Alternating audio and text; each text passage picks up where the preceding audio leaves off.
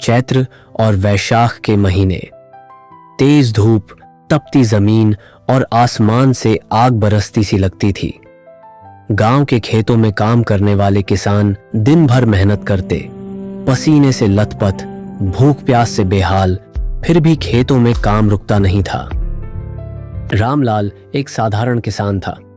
उसका परिवार छोटा था, पत्नी, एक बेटा राजू और बूढ़ी माँ। रोज सुबह रामलाल और उसकी पत्नी खेतों में काम करने निकलते और दोपहर की भयंकर गर्मी में एक बड़े पीपल के पेड़ के नीचे बैठकर थोड़ी देर आराम करते। राजू भी उनके साथ खेत जाता, कभी मिट्टी से खेलता, कभी पानी भरता और कभी माँ की मदद करता।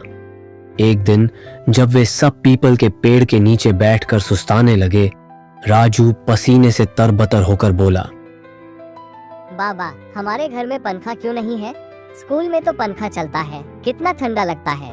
रामलाल ने हल्की मुस्कान के साथ कहा, बेटा, बिजली का बिल, पंखे की कीमत, हम गरीब लोग हैं, इतना खर्चा अभी नहीं उठा सकते।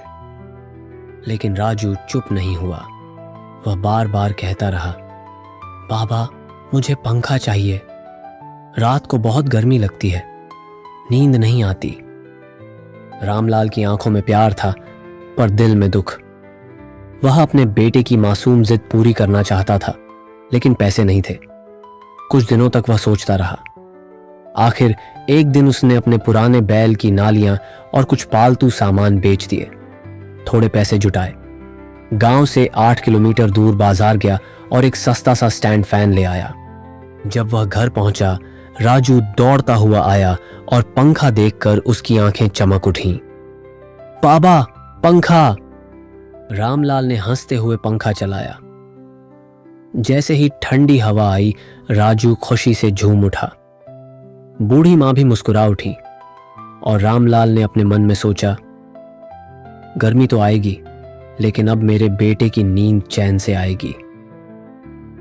गांव की गर्म हवाओं में अब उस किसान के घर के कोने में एक स्टैंड फैन ठंडी राहत दे रहा था। गरीबी के बीच भी एक बाप की ममता जीत गई थी।